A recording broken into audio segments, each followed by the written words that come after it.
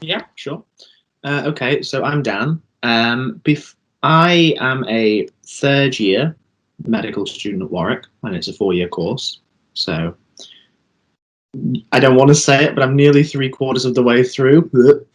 It's kind of scary to think of it like that. Yeah, so Warwick is grad only, so I had to do a degree beforehand. I actually started doing a history degree. My A levels were very much biology, chemistry, history, and English, with no interest in studying medicine at all.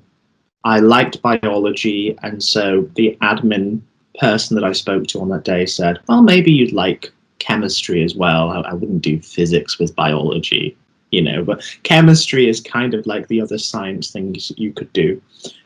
So I did chemistry, hated it, did biology, really liked it, but really properly liked history. And so I decided history is the thing I'm going to do. So I went to uni, applied to loads of them, got into Edinburgh to do history and English with a little bit of politics as well. And so I started that and did that for 2 weeks and then dropped out because I had found a course at Liverpool which was really interesting to me, which was anatomy. So I took the plunge, went back home. My mum was not best pleased that I had dropped out of uni. And she said, "Well, you're going to go and get a job then, aren't you? Until you start at Liverpool a year later." So I worked on the checkouts at Asda for 10 months. This was 2011. So the world was only just starting to recover from the financial crisis. So jobs were very hard to come by, and it was really difficult to get that job. Something that future people might have to bear in mind with recovery from COVID, which is why I bring it up, kind of thing. Because although it's a decade later, we're kind of hitting another slump. And so I did anatomy. That was fantastic. I loved it. I still had no intention of studying medicine at all. No interest or desire. And in fact, most people on my anatomy degree, there was only 20 of us in each cycle, and we did full body cadaveric dissection for 3 years.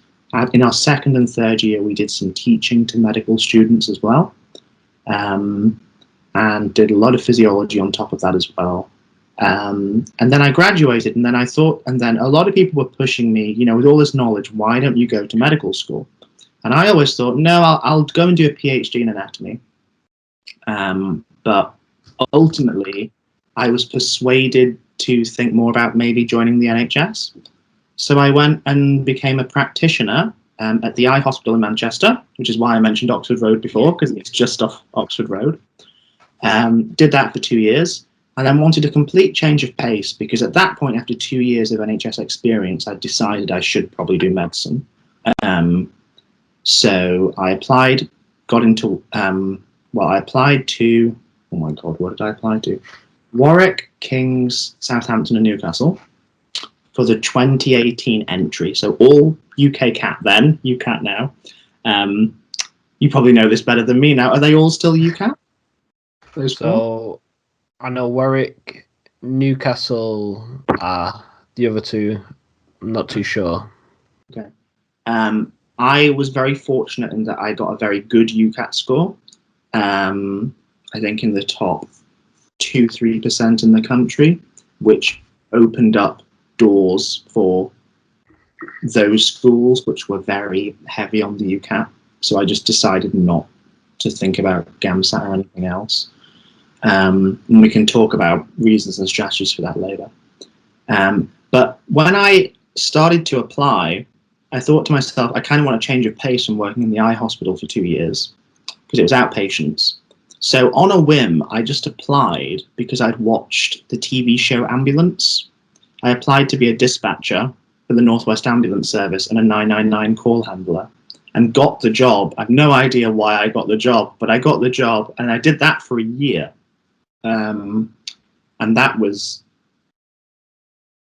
an insane job. It was really interesting because you're in the control center for a massive ambulance trust, taking 999 calls, 12-hour night shifts. Really interesting. And I'm sure you'd have questions for that later, and that's absolutely fine. But that was a complete change of pace. Did that for a year and then went to Warwick, which is where I am now. So that's me in a nutshell. Yeah, so it does sound like medicine was definitely not your first choice, and it didn't even cross your mind until, well, I guess you went to study anatomy. So I guess my question would be, like, why medicine then? Obviously, was it just, as you said, a change of pace, or was it something that you wanted to do more learning and get more qualifications and more in depth about? Or So my reason for medicine is a bit of a strange one. I really liked working in the NHS when I was at the eye hospital. I thought the teams in the NHS, in like a day-to-day outpatients or surgery or ward based, was just unlike any other kind of team I'd ever worked in before. You know, I'm very much from a working class background where it's expected you get a paper round at 13 kind of thing. So I have worked everywhere and done all kinds of stuff. And working in the NHS, there's just something about the altruistic nature of the teams, but also you go through a lot for your career and for your patients. And there's a lot of bureaucracy and a lot of problems and things, like there is in any workplace. But when that bureaucracy fails, people's lives are on the line. And it changes the way that people work together. And I was just really drawn to that group of people. And I found I really enjoyed the human biology aspects and the puzzles and all of that. I read every Sherlock Holmes 12 times when I was a kid. So that's and that Sherlock Holmes was actually written by Arthur Conan Doyle, who was a physician in Edinburgh, and that's the basis for House MD, the TV show with Hugh Laurie. And so those reasons drew me into medicine. The other thing as well, unique to me, was because I had this anatomy degree, my route was probably always going to be teaching with a PhD in medical schools, anatomy, or doing, so do you know what I mean? So it was either a clinical doctor or an anatomy doctor kind of thing. And it was when I was having a chat with a surgeon at the eye hospital, and I was like, which do I go for? Which do I go for? That he said, well, tell me, if you do the clinical route, it's 4 years, like the PhD is 4 years. It's better funded in most places. It might even be easier to get onto. And this PhD thing, you can only teach with the PhD or do research. But if you have a medical degree, you can teach, do research, and practice medicine. So if you do the medical degree, all the options are open to you. And if you do the PhD, it's more of a research teaching thing. And I don't know, going maybe from history to anatomy to the eye hospital to emergency medicine, kind of, I like to keep my options open. So I think that I was like, okay, I want more of the, the jack of all trades degree, and medicine fit that niche a bit more. So that's the long-winded, not correct answer that you would give in a med school interview for why I chose it. no, yeah, and I guess that describes it perfectly, in that medicine is, it's almost a group of professions in itself. You can be from a GP to a surgeon to a teacher, and I guess it's the first barrier of entry, which all of the students who are not medical students know, is the application process. And I think that's the most difficult part, which I found that stumps many students, in that one, graduate entry is just so competitive, and there's such a bottleneck at the moment with graduate entry medicine. And plus on that, the graduate entry graduate entry students actually applying for undergraduate courses now, and obviously there's limited funding for those courses. So I guess what was your take on the application process when you went through it, and did that ever cross your mind, applying for a 5-year undergrad, or was your heart always set on the 4 years? So well, to that last question, I think it takes quite a buy-in financially to do the 5 course. I couldn't help but notice the inequality in when my anatomy degree finished, that all of the people from very affluent backgrounds were walking easily into the 5-year program that their parents had written checks for, whilst the poorer students were struggling with the much harder ratios of applying to the 4-year. Because what I would say to you is, if you have the money, it's a no-brainer to do the 5-year. Yeah. It's an extra year, but big deal. Most people don't get in first time to graduate entry medicine, so they're taking a gap year anyway, so it's as if it was 5 years. If you have a 2-1 or a first in a life science degree and reasonably good A-levels plus experience, your competition for the 5-year are people who have projected A-level grades and who are years younger than you. So everyone I know who's applied to the 5-year who has the wherewithal got in. And I don't know many at all who got into the 4-year program. And there's a real chat there about inequalities and inequities in access to medicine, and are we selecting for the right types of medicine? The right types of applicant for medicine. There is a real discussion to be had about the accessibility of medical schools and the medical profession to people from poorer backgrounds, particularly graduate medicine. It's a real problem. So for me, just because of my family situation, just wasn't possible to go to the 5-year program. If it had been, I would have done. Put it that way. And so that should tell you everything you need to know about the 5 versus 4-year program. Yeah, and I guess that's a good point. And if there is funds available and your heart is set on the experience, rather, because nobody's going to doubt that graduate entry medicine is probably one of the hardest degrees out there. You're cramming already a difficult degree into a short time frame.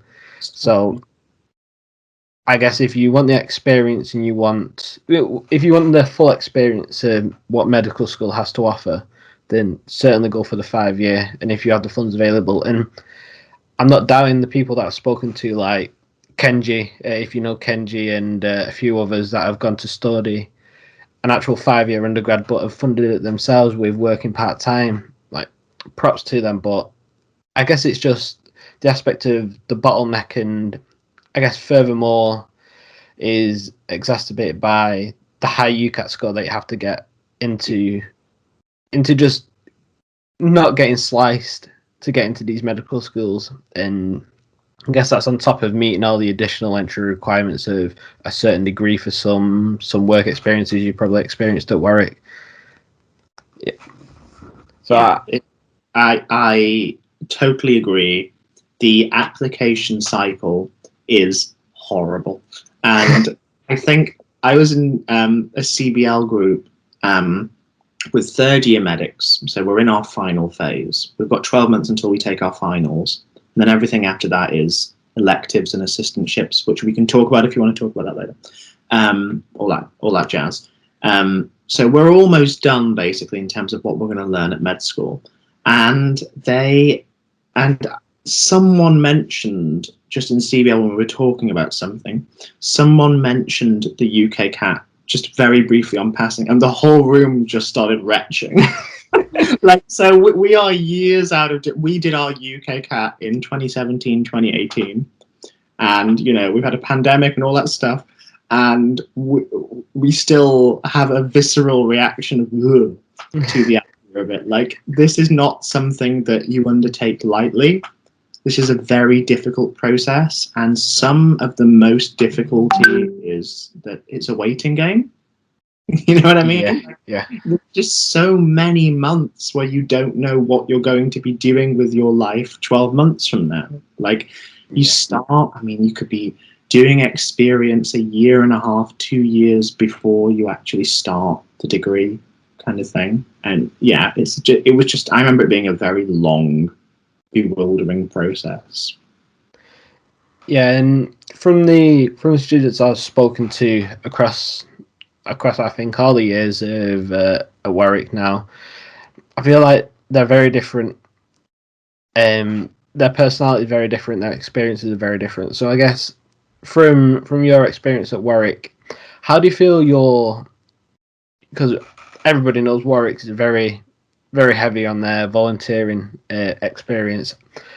How have you perceived that, in that are students just asked to meet those semi requirements, or is there a whole range of students that have been in the NHS for 10 years to students that have just met the minimum requirements? Is it almost that the students with more volunteer experience are favoured, or is that not the case at work? It's not, okay, so I need to be careful because when you're in your second year, you get the option to do the MMI station to be an active. Yes. I did that, which means I signed certain things. So there's certain things I can't say. But what I can say about it is they aren't lying on the website. And on the website, I think it says 70 hours work experience is what they want. Yeah, So yeah, that's that correct. changed slightly, but 70 hours is what they want over two different things, of which one has to be hands-on, right? So it actually doesn't matter, because for accessibility and things, you don't get any more points for working 71 hours or working 7 years. You don't. Now, there's an argument, is that fair? But they've decided that that is what they want. So you get your 70 hours, and if you're only doing it for that, stop. I would argue you shouldn't. I would argue that you should be getting as much experience as possible, if only because you're basically I mean, most people change jobs every, I think it's 3 to 5 years. I think that's what the statistics say now. No, this is you deciding a job for the rest of your life. This is it, right? This is it. And if you've got 70 hours work experience, of which half of that was just following a GP you like for an afternoon or two, I don't think you're making enough of an informed decision. So I think there's what you need to professionally get and what you need to personally get. And I think that actually looking at the reality is so important. It's so important. And I think that's a great point, in that this profession is almost unlike any profession out there, in that you're setting yourself up for a lifetime. And I guess that's a good point to touch on, in that some students at 16 are just not ready to take that plunge into a 5-year course, and then you come out at 22, 23, and that's your degree for a lifetime at that point. And props to medicine in that, again, you can go into medicine is a field within itself. You can do many things, but at the end of the day, you're having to decide this decision, what to set you up for a lifetime. And I think the best students I found, is from speaking to them, is that the people that have made either a career change or have took time to do that work experience and almost found that decision. And I guess that brings back to you, in that you spent those years within the NHS to actually make that informed decision. You just didn't go out on a whim of 70 hours and say this is what you want to do for the rest of your life. And I think that's very important, that Warwick just requires that 70 hours as a minimum, because it almost puts a barrier for the students that just want to apply on a whim and say they've done minimal experience, in that this is what they want to do, without that informed mindset. And it's not giving away anything to say, wherever you get an interview for medicine, they're going to grill you about experience. They're going to literally, it's going to be the Spanish Inquisition, right? It's going to be, okay, I want you to talk about a time that you did something really good in a team in a healthcare environment. The time that you managed certain things in a healthcare environment, dealt with a stressful thing in a healthcare environment, based on your knowledge of working or being in a healthcare environment, what do you think of X, Y, and Z? You're going to get that. And you will still get points for if, for me, I said working in a team at ASDA, you still get points for that. But everyone knows it's going to be better if you've got that team experience in the NHS. Yeah, sure. I guess, especially with Warwick then being a MMI style interview now, the main thing that trips most students up is the role playing aspect and not knowing. It's almost the uncertainty and not knowing what's coming up. And I guess for many students, it'd be useful to know when you personally had your interview, were they looking for the background knowledge of like how to break bad news or how to let somebody down, or are they just watching your reaction to a unknown question and how you react to that? It's so difficult because it's university specific. So for all the interviews I had, it was so varied. There were MMIs, there were panels, there was even the old guard of 3 surgeons sat around a table just throwing questions at me. And some of them are looking for theory and some of them are looking for application. So what I would say is learn the theory, definitely, and then think about how you would apply it. It's just going to be one thing. There are models for breaking bad news that are very classic things. I think it's really frustrating because if they I've heard people be asked at med school interviews, what is the current budget for, and you think, that is just first order fact recall that is completely pointless and will change in 12 months' time and was different 12 months beforehand, right? And actually, as a doctor, knowing the NHS budget is totally useless. How does that tell you that that person is going to be a good doctor? That tells you that the person's been on the Wikipedia page for the NHS. Now, that could say, oh, he's got a real interest in medicine because he's been on the Wikipedia page for the NHS. I think I'd rather have someone who has a burning vocational passion to go into medicine, for whom on the first week of med school in NHS 101, I can tell them the operating budget. So the problem is that, and this is where it comes to, you're strategic about who you apply for, but you also have to really comb over their application websites to see the kind of things that they value. And then you really have to work, like, honestly, what I would say is go through everything on the websites you're applying for the application process, highlight all of the keywords, and there'll be big things jumping out at you: empathy, communication skills, that kind of stuff. And then you need to think, okay, what situations did I have where I demonstrate my knowledge of the empathy, of the communication skills, and write all that down, have a think about it, and then also think, like you said, if there's going to be a role-playing situation, what do I value in clear communication between people so that I can make sure that I get that point across? And there's no substitute for practicing that. You don't need to go to really expensive MMI days for prep, but sit down with a friend and say, literally, I want to break bad news to you, kind of thing. Just practice it, have a go. And yeah, it feels awkward, but guess what? It feels awkward when you're doing OSCE prep in med school. It feels very awkward to break bad news to an actor with 10 other medical students in the room watching you and 2 professors watching you with a clipboard scribbling furiously every time you say anything. So get used to being awkward in med school. Yeah, and I think that's a good point in that it's good to revise, but you can only practice and revise so much. And I think the nerves almost stem from you're being marked on every word you say. You're being marked on every answer, and it's almost as no student knows what's right and what's wrong and what you're getting ticks for. So I guess that comes from a place where you want to say the right thing, but you've got all this passion built up inside of you, but you don't want to just let it all out because you don't know.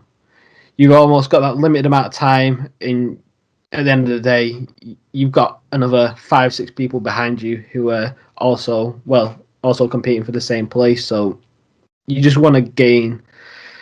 I think it's almost the competitive edge that you're trying to get over showing yourself, and I think that's where most students actually fall down on. Yeah, definitely. Yeah. I think there is a fine line to tread there, and that there's, sadly, I'm under embargo. I can't give you examples, but obviously, you have got to not sound like How to Get Into Med School for Dummies textbook. Crowd it out, and people do. They do. You say, "Tell me about a time I had communication." The following are good attributes of communication. Like you will see that, and know you're looking for a human for the most part, because the med school are going to teach you everything you need to know to be a doctor. So they need to see that you come in with a certain mindset and a certain interest. Yeah. Right? Sure. So that they really value. The other thing I would add is I've had friends and things come to me who said that they're really interested in medicine and whatever. And my question now to them is always the same thing. And whenever people message me on LinkedIn or whatever, it's always the same thing. And the question is, and you might not expect this, why not physician associate? That's my question. Yeah. That's graduate entry. That's much better odds to get into. And you start on a band 7, which is, you can expect within 2 to 5 years of graduating to be, with the new legislation coming in, an independent prescriber, working in the medical model like a doctor, with a more stable job than a doctor, with a shorter training pathway than a doctor, with up to 200% the average income of someone in the UK. So my question to people is, why not PA? And if graduate entry medicine doesn't work out, it's a much longer process. You're fully qualified as a PA in 3 to 4 years from applying. Yeah. You're not as a doctor. And by the way, it takes 3 to 4 years for a doctor to earn the same as a physician associate. Wow. So, yeah, because they start on £37,000 to £40,000. We start on 24. Yeah, well, I guess that's with your foundation training, and I guess again it's that fine line that you need to tread on. There almost is a model answer out there, in that you almost want to work in a profession where you can exceed. You can do certain things more than a physician's associate, if that be like surgery. But again, if you just state the facts, and you're not going to come off true to yourself. And True. And that's changing, because elective procedures are being carried out in surgery by physician associates now. So they're encroaching on different areas, as are nurse practitioners and advanced critical care paramedics, because there just isn't enough of that workforce in the NHS. So we're upskilling associate professionals, and they'll catch you out with that. They'll say those kinds of things. So what is it? Why a doctor? Why really? What is the reason? Because most of what a doctor does day to day, a physician associate will do. There's a couple of discerning different things. And when you see them on the ward, doing ward rounds, chatting with pharmacists, getting prescriptions ready, they can't prescribe themselves yet, but that'll change next year or the year after. It's very similar. And particularly when you go and work in GP and they have their own office and they're seeing the patients that the GP is seeing, it's, again, very similar. So my question, less to, if I was interviewing people for med school, but if people were asking me for advice on med school, is you really need to think about that as an option as well. And it's nothing to shake a stick at. And it's only because it's a new profession here. In the States, it's 50 years old. It's a very well respected, very well paid, very stable profession. And they have options everywhere. And that's going to happen here. So I wouldn't think a lot of people think, oh, I failed to get into graduate entry medicine, so then I'll go and do physician associate thing. But people need to think about quality of life, where they are in their life, and how they feel about their finances, how they feel about 4 more years of university, kind of thing. And it could take a year or two to get to that 4 years of university. Quite a few people I know are in their 30s in med school, so they're not going to be a consultant until their mid to late 40s, kind of thing. So Yeah. there's no shame or issue in saying, actually, I think I'd rather be a PA. Yeah, sure. I think that's a really important point, in that it's almost you need to know within yourself. You need to have all the facts there, and you need to know within yourself why you don't want to study physician's associate, because again, as you said, they'll grill you into why the differences, and even if you state all the differences, why have you considered being a physician's associate because of those differences? So I totally agree with that. So I guess looking back now, then, is there anything you wish you would have known before you began your degree at Warwick? Anything I wish I'd known. That's a big question. I guess that's from like the perspective of something you would have known, as a student applying, and that now going through the application process. If that makes sense. Yeah. I just think, honestly, it's just, this is where so many people trip up. It's really not underestimating the aptitude tests. There's so and there's an argument, should they be, what are they actually measuring, blah blah blah. But how can you revise for an aptitude test and get a better mark? That's not a measure of innate aptitude. So what is it measuring, really?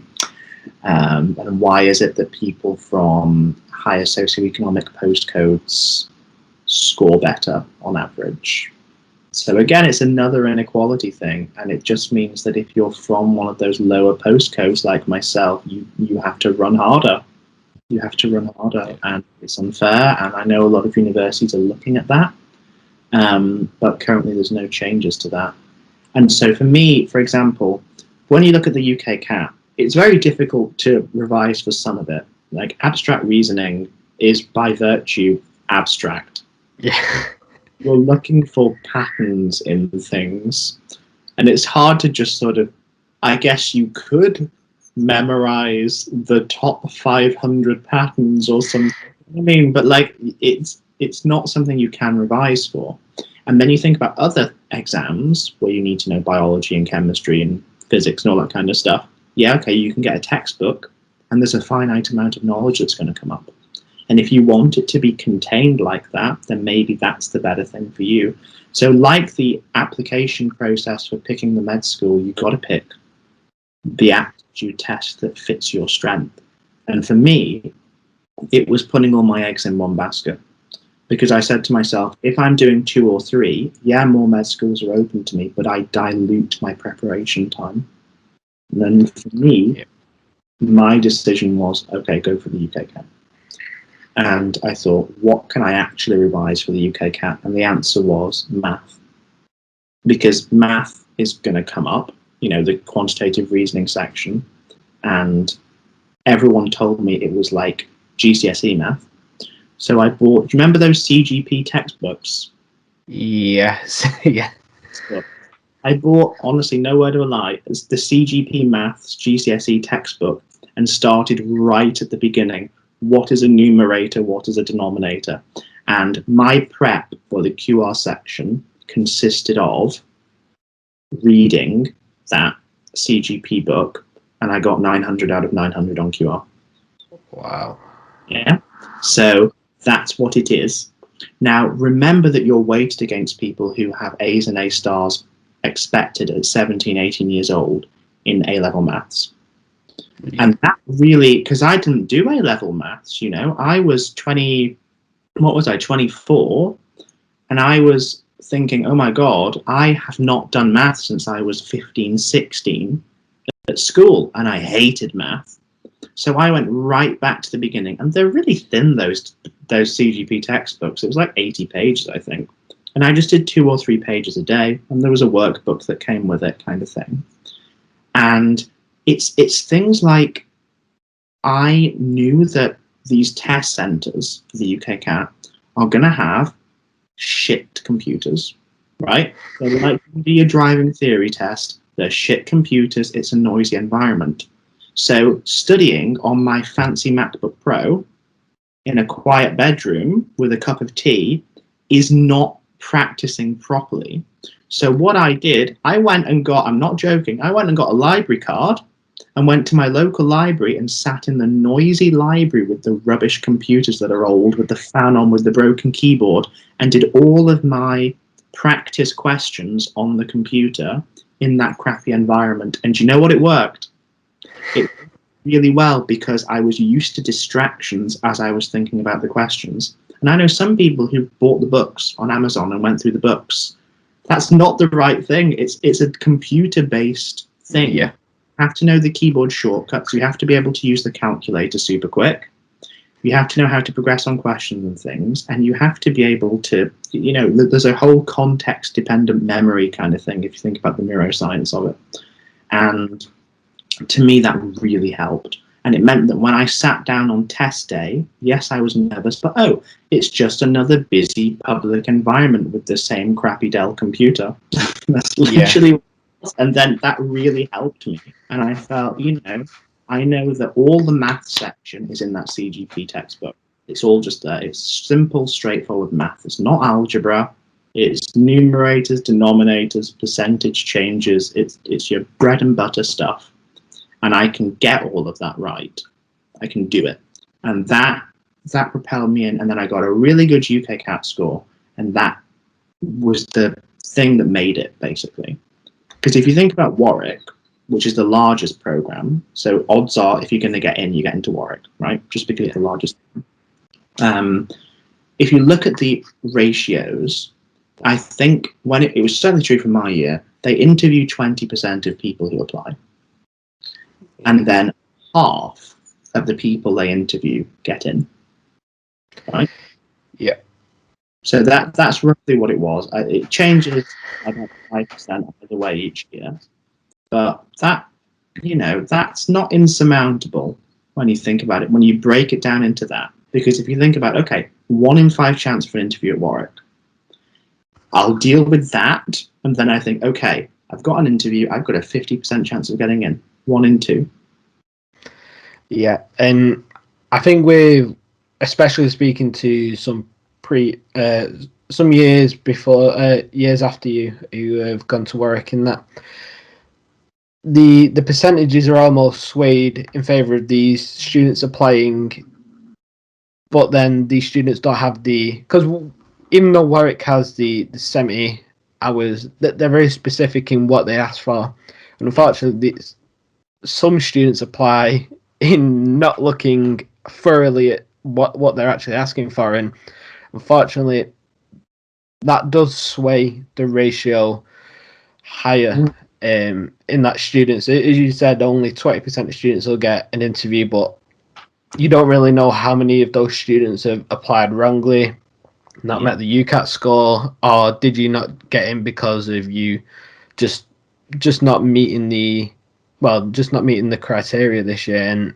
I think these ratios are there for a reason, to show it's very competitive to get in. But I think it also shows that once you get there and you've passed and you're there for interview, you have such a higher chance. Like, all you need to do is show you're human and you're willing to study and you're capable of studying it. And there's such a once you pass that initial barrier, there's such a high chance of you getting in compared to, I guess, many other medical schools that still have like a 1 in 7 or a 1 in 8 of you actually getting in after interview. And a lot of people approach that interview process when they get an interview. Yeah, it's scary, right? It's scary because it's sort of like an Alan Sugar interview on The Apprentice. It's literally what it feels like. The stakes are very high. There's cameras pointed at you and stuff. But and a lot of people think, okay, it's a once in a lifetime thing, so I'm going to spend 500 quid on this 1 day course and go down to this hotel in London and do an MMI day and stuff. And do you know what? You don't need to. Basically, know your personal statement inside out, and then use one of the many YouTube channels for people who talk about this stuff. Our guy Ollie Burton. Yeah. His YouTube channel. Well, I wish I'd had that that way, right? His all the stuff he does for application process and stuff, brilliant. And again, that's brilliant for accessibility as well. That's so good for accessibility because people now don't need to pay a fortune for those courses. They can go to a free YouTube channel and have probably a better experience in their own house. Yeah, for sure. And I guess going back to the UCAT, like you can read a book like this and it has all the questions in, but I guess how did you manage like your time? Because again, you can read a book, but the questions in there aren't giving you a sense of proper timing. So how did you manage your I guess your timing aspect? Because that's one of the you can know all the content, but if you're not meeting the time requirements that you're not gonna get all the questions done. So yeah, I guess how did you manage that timing? Timing, very tough, particularly for me with the humanities background. For me, VR drove me crazy, because you just have to skim read and look for keywords, and there are strategies. You can't read it properly. You just can't. Yeah, and they have news articles sometimes in the UCAT for things that are false. They are. Like one of the VR questions I had, I distinctly remember talked about 9/11 happening in Canada. But you have to go with what the text says is true. Yeah. And honestly, it drove me absolutely crazy because it's like, no, this is not good. And this is not evaluating critical reasoning because you're just saying, as gospel, whatever they're saying. So no. So for the time management thing, the website Medify? Yeah. Medify is what I used. I got like a 1-2 month subscription or whatever it was. And once I had, because you can't really think about the prep for abstract reasoning or verbal reasoning. You just got to do them. You've got to. But math, you can revise for. My story is a story of how you can do that. And I think that's really important because you think, okay, there's a section I can revise for. Well, bloody well revise for it. Do it. These are marks that you can put in the bag that you can guarantee. You can guarantee these marks if you revise that content. I am not a math whiz. No way. By no stretch of the imagination. And I should not have been scoring significantly better than A stars in A-level math. And I did because of the CGP textbook. So and that CGP textbook was a $5 on Amazon. And I just read through it for about a month before I started on Medify. But what I would say to you is start as soon as you can on something like Medify because it is the timing and it's on a computer, practicing the questions at that pace. And they've got thousands of questions on Medify now, so just work your way through that and then you'll have done so much. Yeah, perfect. Hardest bar is the aptitude test at every med school. It just is the hardest bar. So that's what you need to think about, I would say. And there are people who take the UCAT the year before they're applying. Yeah. There's some people who've done that. So like, even if they're in their first or second year at uni and they're not thinking of applying this cycle, they'll take it just so they're more familiar with it. Just so the first time they sit down for a thing, it's not terrifying. Like it's something, okay, I've done this before. And I think, yeah, if you've got a bit of money spare and you think you can do that, I would do a dry run. Why not? Just give it a go. And that would, if you got a really good score on 3 sections and was terrible on 1 section, that would give you something to focus on the next time. So I wouldn't turn that down either, basically. For sure. And I guess moving on, is there any particular like myths or misconceptions that you thought were stigmatized before you went to medical school? So I guess we touched on it briefly before, like medical school you have to be, so some previous ones we've had is like medical school you have to be super smart, or it's almost like an elitist degree and that you have to be wealthy to have a high chance of getting in. Just so interesting about this question, right? That this is really true. This is actually true. In the 90s, Tony Blair was the Prime Minister, and he trebled the salary of a consultant. A consultant didn't used to earn much more than a teacher.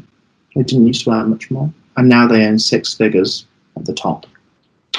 And that completely changed the dynamics, because all of a sudden, people from more upper to middle class boundaries thought they'd start to apply, and that completely skewed the ratio of people coming in. And it went from, the reason they trebled the salary was because every medical school in the country, including Oxford and Cambridge, were undersubscribed. They did not have enough applicants for places, and the average ratio the year after that to now has been from 4 to 1 to 10 to 1. So that should tell you a lot about how medicine has changed, is being viewed as a profession. I was on GP placement a couple of weeks ago, and my GP went to medical school before the trebling of the salary of doctors, and she got 1 A-level in English and failed her science A-levels, and I think she got a D in her A-levels, and she didn't get an interview, and she got into Aberdeen Med School, and that was in the early 90s. So this is what I'm saying, right? The myth that you need to be smart, every consultant in the NHS had significantly lower A-levels than you have.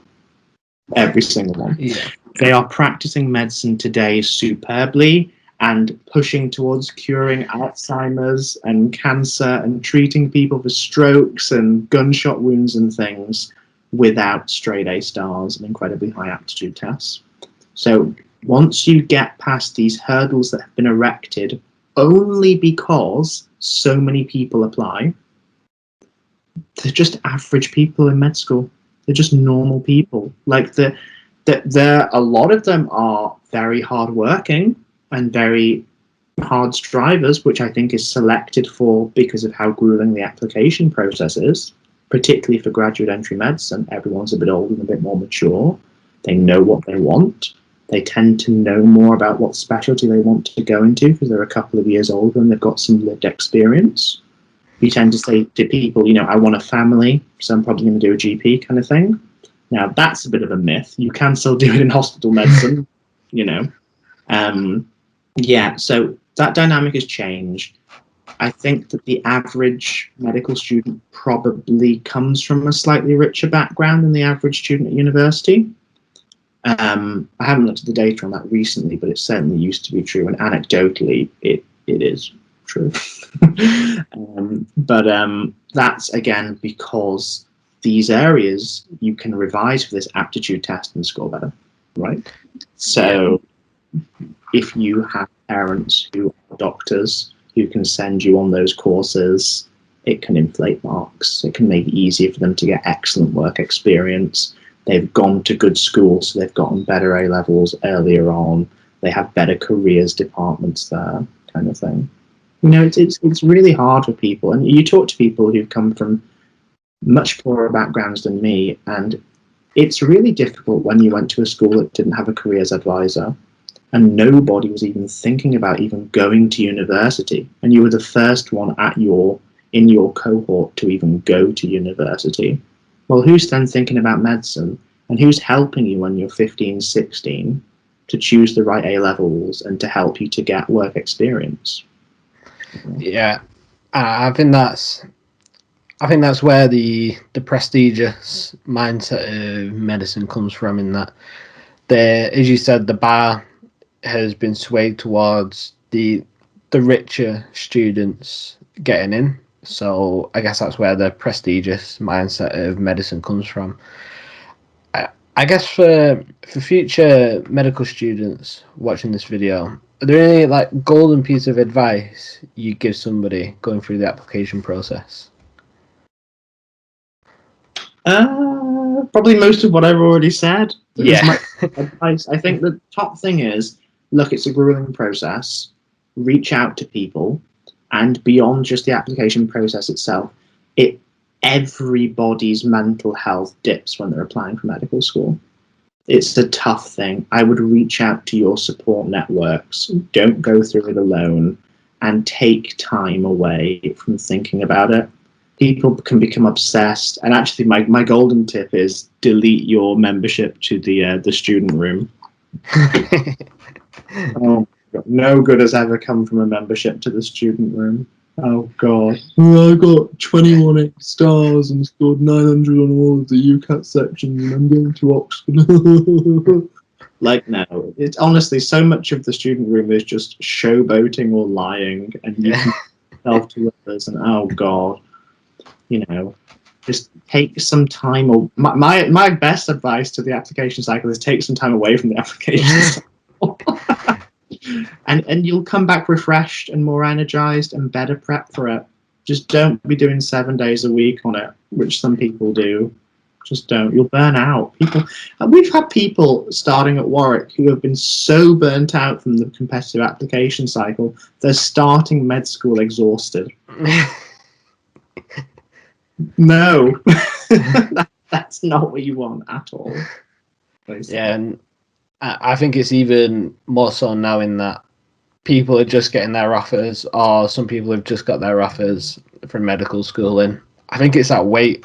If you've had your interviews December, October, and it's that wait over Christmas to actually find out what you're going to be doing that year. Like do you have to plan to do something for those next 8 months, or like you just don't know for those 1 or 2 months? So I totally agree with that. Just the student room and Reddit forums are just chaos right now. That back then, oh God, Reddit. Oh no. Yeah, they are chaos. Is there a graduate medicine Reddit page? So there's a few like medical school UK, like pre-med. I think some of the general ones do get swamped by US applicants, but there is UK specific ones that are actually interesting. I've had a few people like on the guest lecture series that have just popped up to me on Reddit because of the stuff I posted. So it has been. I guess there's good sides and bad sides to both of the student room and Reddit. You should take everything with a big pinch of salt on there. Absolutely. Look, there'll always be someone doing more than you. Always. They just always will. And, even that person who's doing everything is not doing everything. There's someone doing something better than that person. And so comparison is a killer, right? It really is. You have just got to focus on your own journey. What you need to know is out there. It's out there, and get to know.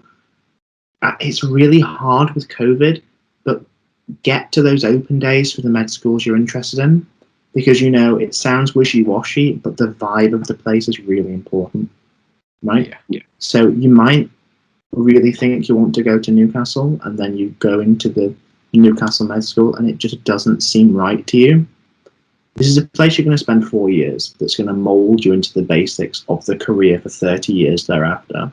It has to feel right to you. The city has to feel right to you, because it's a place you're going to live in a very stressful time period, and you won't know anyone there. You're making connections from scratch. Does this feel right to you? Is this a place that you like? If you're a country person and you're dropped in the centre of London because it's the place you got an offer, that can really affect your ability to study. I've seen it. It can really affect it. And vice versa. Warwick's in the middle of nowhere. Yeah. Yeah. Literally, our campus is in a field. It's in a field. And I'm from the city, and it drives me crazy. I miss Liverpool and Manchester so much. But yeah, I guess the greenery is nice. And yeah, and I guess finally, for somebody starting out their first few days at Warwick, what would be your take-home tips for that student? For starting, Yeah, so it just in their first few days of starting at Warwick School, what would be your take-home tips for them? so Warwick is the clinical years you can't truncate because the GMC mandate it. But the preclinical years, they compress into 25 weeks. It's not even 1 year, which is what they say. 25 weeks for what is normally September to June times 2. And in order to get GMC accreditation, they can't skip anything. So their exams have to be audited to be equivalent to the end of preclinical years of every other med school in order to get GMC accreditation, which means that they have to give you 2 years of work in 25 weeks. So everyone comes out of first year at Warwick Med School with more weight and with a lower mood. That's what everyone says. Everyone does. I got a belly, and all of my friends got bellies because of stress eating. Hit the ground running. You've got to hit the ground running, which is what I'm saying. You've got to come refreshed and ready to go, basically. You really have got to. And some people prep before coming. You don't have to. We actually made a little course on my website for prepping before you come, which is just like 6 to 8 videos of like the different systems of the body and how they work, it's basically what we wish we'd known to ease us into doing medicine kind of thing. And so like 10 of us wrote that together. So you could do something like that if you wanted. But hit the ground running. You know, you've already done a degree, which means you're an independent learner. So you know how you learn.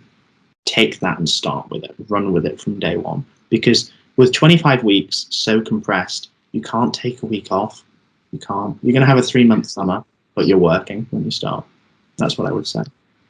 Yeah, and I guess you've also got to think of it's a degree that accepts art backgrounds as well. So you've also got to, I guess, think of, they're not expecting you to know any background knowledge on like the human body. They just want you to apply, as you said, your independent learning style in almost just start, because when you said it was 25 weeks, not a year, that's just shaved off quite a lot of time. So it does sound very intense. So I guess they're not expecting you to know the information when you get there, because they'll teach it you, but it's almost, you need to know how to learn that information efficiently and quickly, because it sounds like you need to keep up with that pace.